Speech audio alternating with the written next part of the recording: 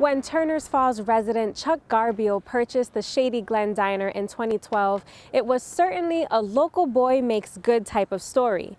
But recreating the success this eatery had enjoyed for over 40 years would be a steep hill to climb, as the restaurant had gone through 3 different owners in the last 10 years before he bought it.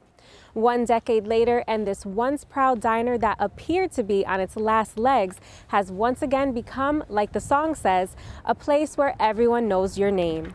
Connecting Point's Brian Sullivan dropped by the Shady Glen for a hot cup of joe and a side of some local flavor. Is there ever a time that a cup of coffee is more than just a cup of coffee? Well, to ask most coffee drinkers, they'll say that every cup is special. But there are those times when it's just a little more special. Maybe it's the first one of the day, or during breakfast with a loved one.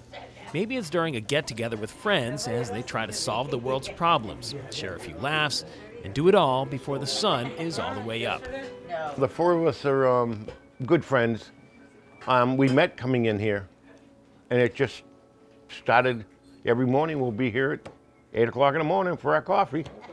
The here in question is a place known as the Shady Glen Diner in Turners Falls. Folks crossing the Turners Falls Gill Bridge can find it almost immediately on the left, at the corner of 1st Street and Avenue A. In these times where decorum often supersedes content, what stands out most about the Shady Glen is its simplicity. That and the larger-than-life presence of owner Chuck Garbiel behind the counter.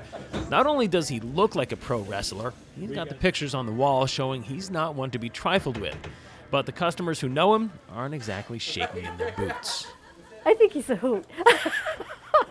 He's a nice guy, and I think he cares, about other people. He's a selectman up in Gill now, so that shows that he's involved. While making sure the food gets to the customers hot and fast from the griddle may be priority number 1 around here, giving customers at the Shady Glen the feeling that they're in a special club whenever they're here is a close second. I've got regulars that have been coming since day 1, and whatever topic you want to pick, religion, politics, health, whatever.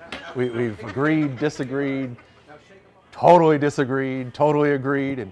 But it's just, you're right, people come in certain time of the day. They know whoever else is going to be here at that time, so they know it's going to be like a fun time or a hot topic or whatever.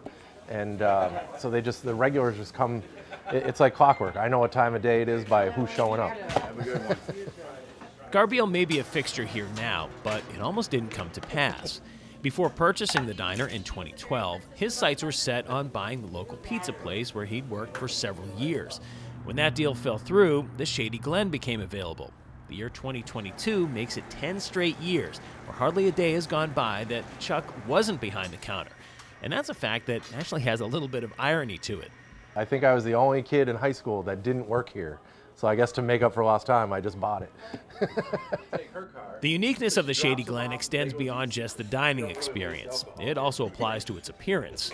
The images of rectangular, shiny metal structures with rounded corners and neon signs often come to mind when people think of what an American diner should look like. This diner, not so much. In the past, when we looked at some local diners, the year that it was made usually determined what model it was. It could have been anything from a Fodero to a Coleman Princess to a Worcester. But the Shady Glen Diner here on Avenue A in Turners Falls was none of those things.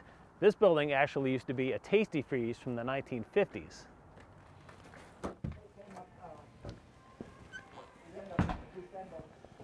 No matter what this building was, what it is now is a place where locals can show up with a few bucks, get a hot breakfast, and have some fun conversation. Oh, it's on them today. It's like Norm on Cheers. Everybody knows your name. You wanna come in, just even if it's for a few minutes. If I'm going out on a roll call or something like that, I'll stop in, have a quick breakfast because he makes it like that, and a cup of coffee, and on the road.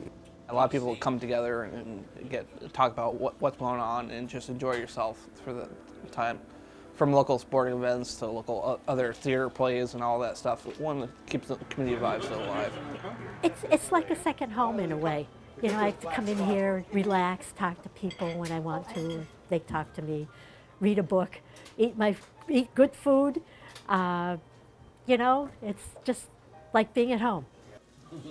Is it possible that Garbiel envisioned this kind of response when he bought the place in 2012?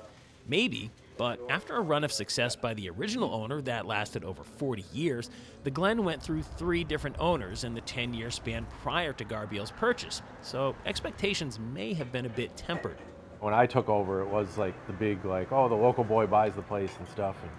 And people actually started coming back and coming in. And I always just said, you know, like, hey, just come give us a try. And if you still don't like it, no hard feelings. And, you know, then they got to see, you know, the staff and meet the people and watch us cook. And, you know, and some didn't come back, but most of them did. And they have a good time and they enjoyed the food and the as I call it, the entertainment while we're here, because we're right out in front cooking for you and then talking. And, you know, so it's nice. You can have a conversation with the customer and cook at the same time.